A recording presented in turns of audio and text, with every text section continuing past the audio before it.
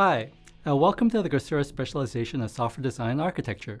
I'm Ken Wong. It's my goal to help you become an experienced software architect who thinks critically about the design and architecture of your products in order to create great software. I'll be doing this with the help of our learning navigator, Sam Jeffrey. You'll meet her in a moment. You have probably already worked on some software projects in the past. Some of you may have worked on small programs. Some of you may have worked on a larger scale system. Take a minute and think of the projects that you worked on. Did they have a good design? Could the design be done better? Was there even a design at all? How do you know if the software was well designed? Think about how easy it was to make changes to your code. Did a small code change produce a ripple effect for changes elsewhere in the code? Was your code hard to reuse? Was the software difficult to maintain after a release? If you answered yes to any of these questions, chances are you could have benefited from a better design. Good design isn't just about code. It's about being able to express ideas for your software with other developers, other teams, and your clients. Having a well-thought design makes your software easier to implement, reduces the need for major changes later in the project, and saves you from headaches down the line. Whether you're a new developer looking to expand your knowledge or an experienced industry veteran, knowledge of software design and architecture will help your software become flexible, reusable, and maintainable. Hi, and welcome to the Coursera Specialization on Software Design and Architecture. I'm Sam Jeffrey, your learning navigator through this specialization. It's my goal to help you become an experienced software architect who thinks critically about the design and architecture of your products in order to create great software. So, what is software design and architecture? How does it improve your software products? Consider this scenario. You join a project that's been in development for a while. You look at the code and become instantly overwhelmed. You can't tell what the purpose of the pieces are, things are unorganized, and design documentation is non-existent. You don't even know where to begin. These are all signs that the project was not well designed from the outset. Or let's say that you are now working on a personal development project. When you began, you weren't quite sure what the functionalities would be, but you just started coding. It didn't matter that the code was unorganized because you were the only one working on it, and you know how it works. You come up with a great new feature for your product, but in implementing it, you broke the program elsewhere. You should have designed it right. I'm guessing that you have experienced scenarios like these. They are quite common in the software industry, which shows you why software design and architecture is so beneficial. In this specialization, you will learn how to apply design principles, patterns, and architectures to create reusable and flexible software applications and systems. You will learn how to express and document the design and architecture of a software system using a visual notation.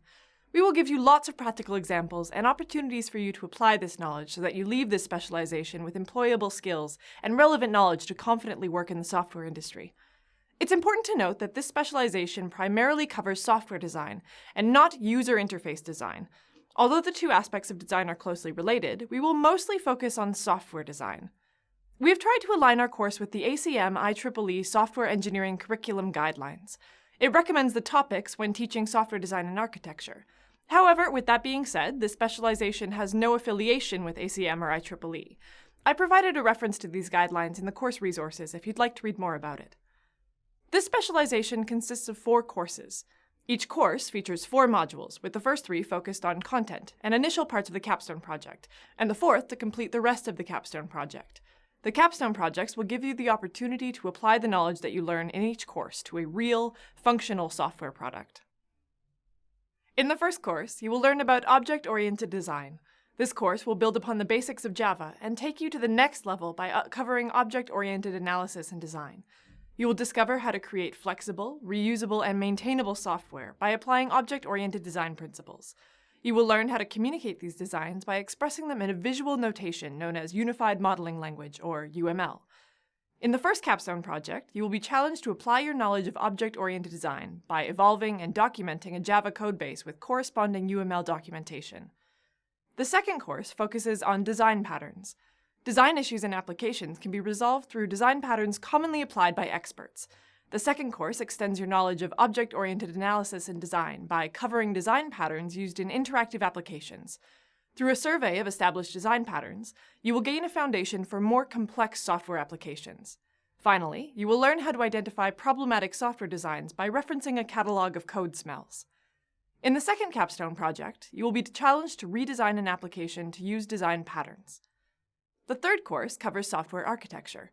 By the third course, you will be equipped with software design patterns and principles, and will be ready to learn how architecture can be used as a basis for organizing the software systems found in industry today.